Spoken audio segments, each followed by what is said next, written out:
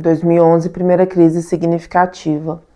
Eu acho que foi aí que eu comecei a entender a dimensão da endometriose. Foi ali que eu comecei a entender a gravidade do problema.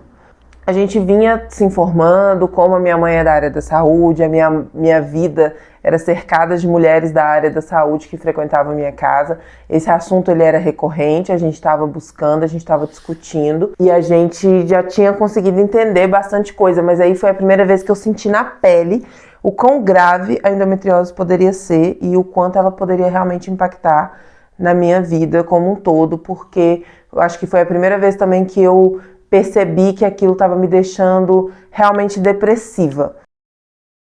É claro que eu já tinha esses sintomas, já tinha passado por crises antes, mas foi quando eu comecei a perceber que conviver com os sintomas da doença estava me deixando muito triste. Por quê? Eu fiz outra lista, tá?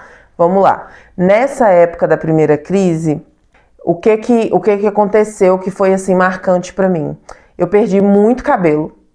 Muito cabelo, meu cabelo caiu muito, a ponto de eu sempre fui muito de usar rabo de cavalo alto, então eu prendia meu cabelo no rabo de cavalo alto e dava pra ver o meu couro cabeludo, porque não tinha cabelo suficiente pra fechar.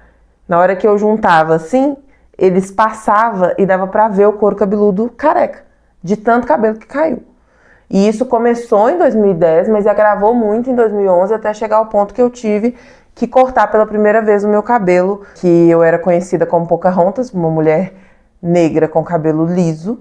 Ele era ondulado, né? Mas eu escovava, fazia chapa e tal, pra ficar mais fácil. Então ele tava sempre mais lisão, então eu realmente tinha um cabelo de Pocahontas, e aí eu tive que cortar o meu cabelo de Pocahontas. Então assim, eu me senti um Sansão, perdendo toda a minha força, toda a minha estética. A minha autoestima era muito pautada nesse cabelo, eu cuidava desse cabelo, assim, eu era quase que uma plantação, assim. Tinha toda uma demanda de cuidado e eu amava ter o cabelão, eu amava o tanto que ele chamava atenção e eu tive que cortar e eu lembro que eu fiquei muito perdida nessa época, assim. Foi um tempo, inclusive, que eu saí pouco, eu tenho poucas fotos desse primeiro corte, porque foi uma época que eu saí pouco, foi uma época que as pessoas não me viram tanto e quando me viam e percebiam que eu estava estranha e reagiam falando assim, nossa, você tá diferente, você tá bem. Aí eu falava, eu passei por um probleminha de saúde, nossa, realmente dá pra perceber. E isso é horrível. É horrível, é horrível. É muito ruim. Você saber que as pessoas estão vendo na sua cara que você não tá mais tão bonita, tão vívida, tão alegre. Na época que aconteceu, inclusive, eu comecei a estudar de imediato, mas depois meu curso foi cancelado, eu tive que ficar 6 meses parada, enfim. História para outro vídeo também. O cabelo eu tive que cortar, porque tava caindo muito, e aí foi até a minha médica que falou um dia que eu fui no consultório, ela falou, você devia cortar seu cabelo, seu corpo tá muito fraco e tá dispersando energia e nutrientes nesse cabelo desse tamanho, não tá aguentando. Não tá aguentando, porque outra coisa que acontece quando você tem uma doença autoimune é que o seu corpo briga com ele mesmo, né? Ele começa a arrumar treta com ele mesmo e bate nele mesmo. E esse processo, ele te enfraquece, você não consegue absorver a mesma quantidade de nutrientes, então você tá comendo... Você tem a mesma dieta que uma outra pessoa da sua família, mas essa pessoa tá saudável e você não tá. Por quê? Porque seu corpo não consegue absorver todos os nutrientes. Porque seu corpo não consegue metabolizar tudo. Porque você perde muito nutriente quando você sangra de forma exacerbada. Quando você tem essa perda de tecido, por exemplo. Enfim, é um troço muito, né, o sangue, é um troço que mina nossas energias, né, mesmo. Então, é nítido, né, o processo. Eu perdi 10 quilos, então isso também era uma coisa que ficava muito nítida. Eu vivia tonta e com dor de cabeça. Andar pequenas distâncias para mim era como estar caminhando, atravessando o deserto a pé e desprotegida. Eu lembro que nessa época, por exemplo, eu chegava muito atrasada no colégio, mesmo morando a 4 quarteirões do colégio. Era uma subida pouco íngreme e eu tinha que simplesmente andar. Eu descia do meu apartamento, atravessava uma avenida e subia reto uma rua por 4 quarteirões até a porta do meu colégio. E muitas vezes eu chegava no segundo horário, porque eu não dava conta de subir num ritmo normal para chegar lá no horário normal. E entrar na aula, né, no horário comum. E isso me deu algumas advertências e tudo mais, e é foda. E assim, toda hora eu tenho que pedir pra mãe explicar, e aí às vezes você explica, as pessoas não entendem. Enfim, assim, eu ficava muito puta de levar puxão de orelha por uma coisa que eu sabia que eu não tinha controle, sabe? E eu me sentia muito fraca e eu queria muito que eu desse conta. Então eu cobrava que eu tivesse uma resposta diferente, que eu me comportasse de forma diferente. Então eu falava, amanhã eu vou chegar na hora certa. E aí eu... E tipo assim, não adianta, porque, como eu disse, o horário era muito corrido, então não dava, definitivamente não dava. Tipo, então sai mais cedo porque você tá fraca. Não dava pra sair mais cedo, porque mais cedo eu tava na outra aula. Entendeu? Então é isso. Aí nessa época o meu sangramento, quando ele era normal, quando ele era saudável, quando ele era rápido, ele durava 15 dias. Mas eu já cheguei a emendar 4 meses de sangramento contínuo. 4 meses. Pensa a saúde íntima dessa pessoa, pensa, né?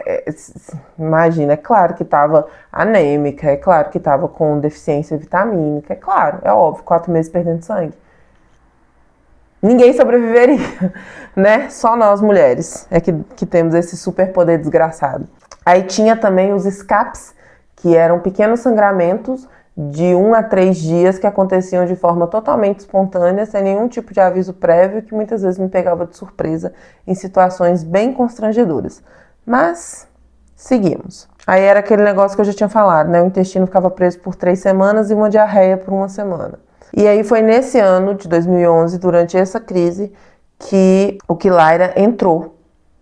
Mas a gente demorou um pouquinho aí para essa adaptação total do Quilaira, porque como ele entrou num processo de crise, ele entrou para resolver um déficit, né? Então demorou um pouco mais para a adaptação dele me trazer para o que era o esperado com esse remédio. Então nessa altura do campeonato da crise de 2011, a gente já tinha fechado os seguintes diagnósticos. Então, temos aqui alergia tópica a petrolatos, parabenos, silicones e sais agressivos. Qualquer produto de higiene pessoal ou de beleza não pode ter nenhum desses componentes. Alergia a castanhas no plural, alergia a pimenta, alergia a tecidos sintéticos, alergia ao látex, alergia a abacaxi, alergia a amendoim e alergia a coco. Então aqui eu fiz uma observação pessoal aqui, mas eu acho que vale a pena dizer que durante esse período de 2010 em que eu estava com um foco muito grande em finalizar o terceiro ano e entrar na faculdade, eu me desliguei por um tempo dos meus cuidados pessoais, no sentido de criar um quadro de visualização com tudo que era preciso fazer. E o foco ali ser tão grande que todo o resto ficou em segundo plano. Ou seja, eu pensava de forma tão estruturada sobre esse projeto de terminar o ensino médio e entrar na faculdade que eu queria, no curso que eu queria, com uma boa nota, porque tem que ser com honras e glórias, meu amor, não basta ser só mais um na fila do pão. Que esse foco tomou todo o espaço da minha vida, né? Então, todo o resto ficou em segundo plano e eu não lidei de verdade com nada que tinha acontecido durante esse período. Então, tudo que foi acontecendo, todos esses diagnósticos que foram vindo, essas alergias que foram se acumulando, essas coisas todas que foram acontecendo comigo e todas essas coisas aqui que eu citei como traumas e merdas e tudo mais, naquele momento eu não estava lidando com nada disso. Eu não coloquei luz em nenhuma dessas coisas. Eu segui a minha vida como se nada disso estivesse acontecendo, porque eu tinha um foco maior. Só que aí na hora que esse foco maior também não deu certo, bateu tudo. E aí a crise de 2011 veio com uma porrada física, emocional e psicológica muito forte. E isso tem que ser levado em consideração. A gente tem que lembrar e observar como que as nossas emoções e como que a nossa saúde mental interfere ou caminha junta com esses processos, até porque o hormônio interfere em tudo. Então, ter essa consciência de que você não está saudável fisicamente, nem mentalmente, nem emocionalmente, é uma forma também da gente ficar mais alerta, né? Então, assim, eu larguei tudo isso, fingi que nada disso estava acontecendo, não me dei tempo de digerir essas coisas. E aí, na hora que toda a minha rotina super atribulada se tornou um grande vazio, porque eu já tinha terminado o ensino médio e eu não estava fazendo faculdade, e eu não estava trabalhando, eu estava simplesmente sem fazer nada dentro de casa, tudo isso bateu muito forte, essa crise veio de forma avassaladora. Mas ela também veio para abrir os meus olhos de que eu estava lidando com uma doença muito mais grave do que eu acreditava, do que eu queria acreditar, e que eu teria que ter muito mais cuidado. Só que eu ainda demorei um pouquinho para realmente entender isso e colocar esses aprendizados em prática. Te conto mais depois. Fica por aí.